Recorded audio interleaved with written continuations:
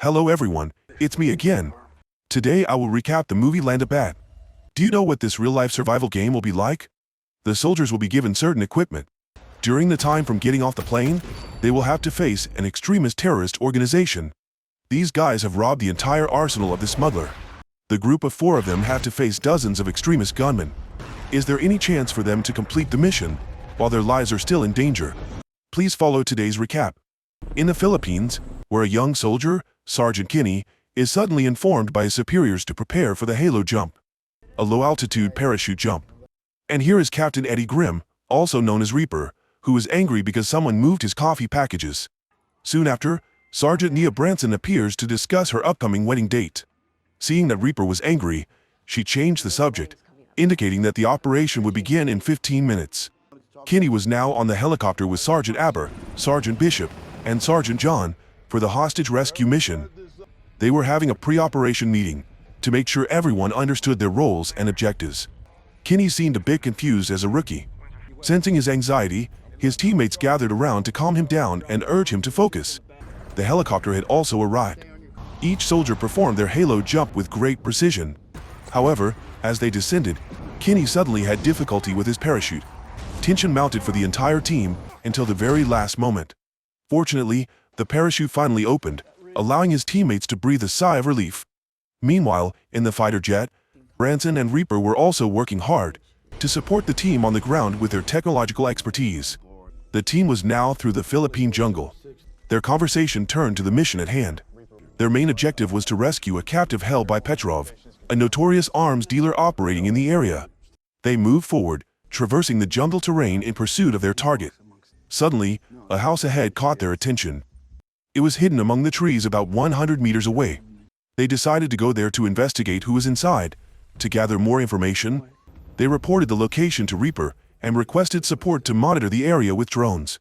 However, everyone's plan was suddenly interrupted due to the loss of communication with the base. While waiting for them to return to the base for repairs, the soldiers could only carry out the mission themselves. As they were getting closer, Aver suddenly sensed something moving ahead. Everyone was immediately alert.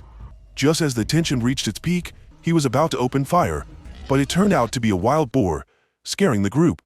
Everyone continued to move forward, and quickly saw a heavily guarded base. With a huge fortune from arms trafficking, the boss built this place like a fortress, with a long sturdy bridge and a series of guards patrolling everywhere. They immediately split up to find hiding places in different areas, so that they could easily monitor the target. Kinney chose a small warehouse, and decided to ambush on the roof. After a while, they found Petrov relaxing with his wife and children outside on the lawn. But suddenly, 2 cars filled with people and guns appeared on the bridge. It was learned that Abu Sayyaf, the leader of a terrorist organization, was coming here to make a big deal. At this time, Roll and the system were repaired. Reaper immediately returned to contact the group to help them grasp what was happening inside. But at this moment, suddenly, Abu Sayyaf and his men turned against Petrov. He shot the weapon's boss and captured him. The boss's bodyguards were also immediately taken care of. This scene left the weapon's boss unable to react. That cold-blooded and ruthless man also beheaded Petrov's wife right in front of him. The scene was so horrible that Kinney couldn't bear to watch. Just as the terrorists wanted to attack Petrov's son, Kinney's group decided to intervene. They told Reaper to drop the bomb, but it would take about 30 seconds. So the sniper opened fire first. He shot the terrorist and injured him. The group quickly opened fire inside.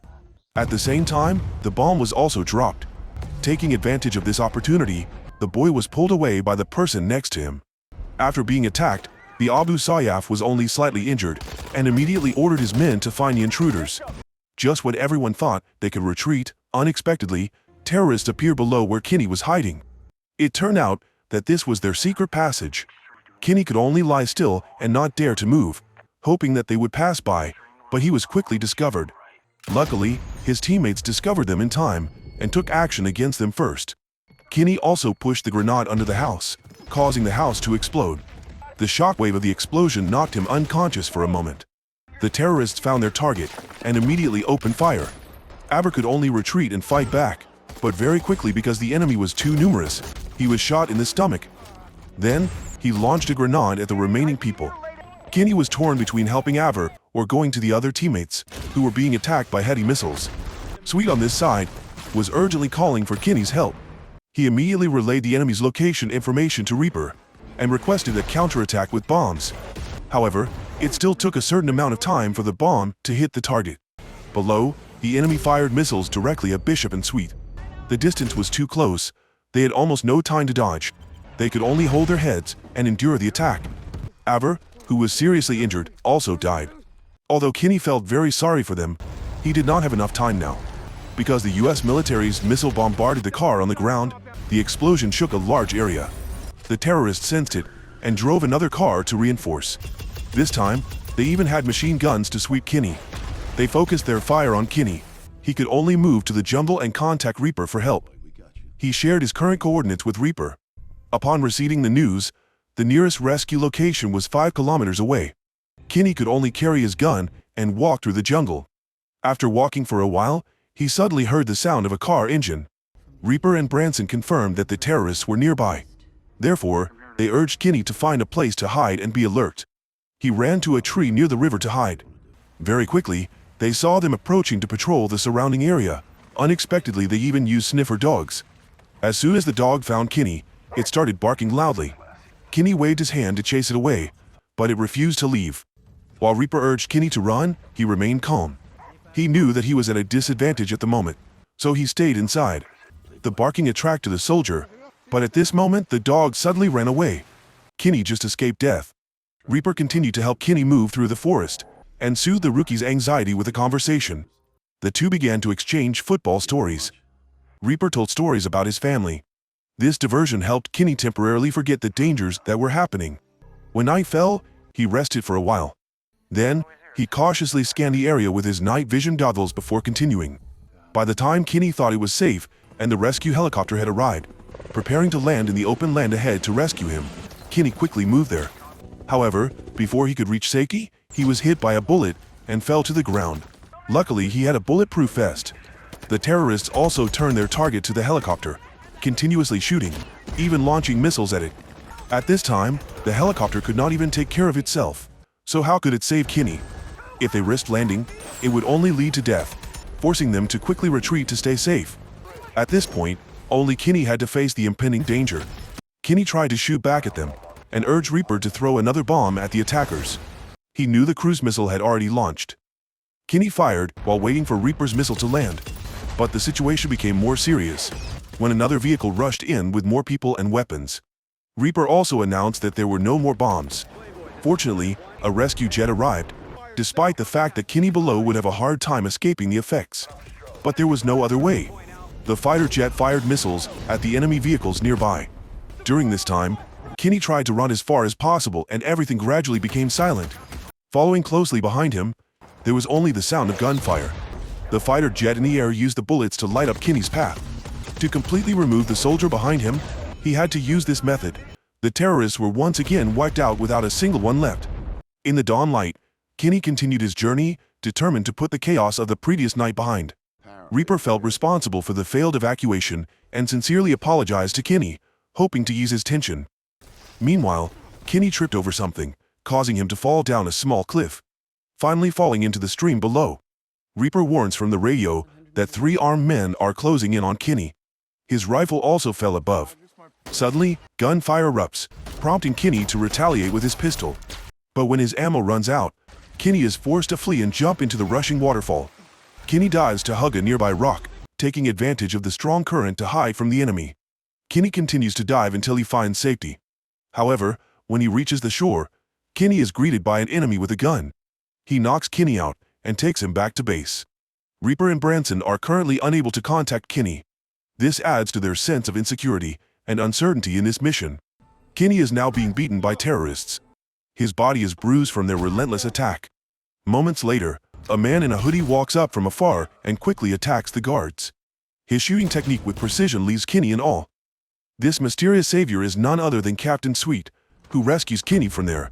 At the same time, he reveals that Bishop has been captured and is in dire need of their help. So the two of them head back into the forest. After collecting weapons from the warehouse, making a communication device from a mineral water bottle, they attempt to re-establish contact with Reaper. He is relieved to hear Kinney's voice. However, their plan to rescue Bishop is met with opposition from Reaper. He urges them to turn back instead of rushing to their deaths. But despite Reaper's warning, Kinney is determined to save Bishop. Suddenly, their communication is cut off again, leaving Reaper scrambling to find an alternative means of contacting Kinney's group. Meanwhile, Kinney and Sweet discuss the plan. They discover that they do not even know where Bishop is being held. Sweet suggests a plan to use bombs to distract the soldiers. Then they can penetrate the enemy defenses and locate Bishop. Next, the bomb sites are planned at the Reaper's location via radio contact. However, the conversation is abruptly cut off when Kinney's radio runs out of battery, leaving them in silent once again. Meanwhile, tensions are escalating at the base. The Colonel demands that Reaper be removed from his shift, having exceeded his allotted 10 hours. He refuses, not wanting to abandon the operation and his men. The Colonel issues an ultimatum. Left with no other choice, Reaper and Branson reluctantly comply with the Colonel's request. Meanwhile, Sweet and Kinney grab their guns and head straight for the enemy base. In one of the rooms of the building, they saw two men watching television and decided to take them down quietly. However, one of them opened fire, causing the others to come over, forcing the two to deal with them even faster. The fight became chaotic as more enemies arrived. Sweet and Kinney teamed up to take them down, while covering for each other. Meanwhile, Sweet was accidentally shot, and they were attacked by a grenade. Afterwards, both Kinney and Sweet were taken hostage. They locked them up and beat them mercilessly. Kinney called out to one of the men and tried to explain to him that their air force was going to bomb the area and they needed to get out of there. But the man did not understand Kinney's language. Then, they dragged Sweet out of the cage, Abu Sayyaf on him, and executed Sweet with a shot to the head. They then turned their attention to Kinney, dragging him out of the cage and beating him mercilessly. Meanwhile at the supermarket, Reaper's face was clearly showing the tension. He could not rest assured about his comrades in distress. At this time, Abu Sayyaf was torturing Kinney with a hammer and a machete, forcing him to reveal information about the whereabouts of the other soldiers. Kinney insisted that it was just him and Sweet, but Abu Sayyaf did not believe him. He was pushed head-first into a water tank. At the command base, now completely unaware of Kinney's situation, they prepared to drop bombs on the locations he had shared earlier. When the bombs fell on the building, there was a terrible explosion. Luckily, Kinney was in the water tank and escaped death. Seizing the opportunity amid the chaos, Kinney grabs Abu Sayyaf's machete and escapes. The fire quickly rages on. Kinney's priority is to locate Bishop. Along the way, he encounters the hostage of the mission, a Filipino CIA agent who holds vital intelligence for the US military. Kinney rescues him, and they find Bishop amidst the chaos of the burning house. However, when he enters, he sees Abu Sayyaf also lying in the rubble, mocking Kinney maliciously. Immediately, in a fit of rage and determination, Kinney uses his machete and delivers a fatal blow to the villain. Once Bishop is freed from his cage, Kinney wastes no time, immediately coming up with an escape plan. But their hopes of a smooth departure are, as the countdown clock ticked down, signaling another missile attack. Kinney quickly used the Abu Sayyaf satellite phone to try to establish contact with the base. After several attempts, he finally reached a soldier, but his pleas for help were ignored, as they were engrossed in watching a basketball game on TV. Disappointed, but Kinney was not discouraged, he left a voicemail for Reaper in hopes of receiving a response. Reaper quickly received an urgent message. Concern spurred Reaper into action, immediately driving to the base.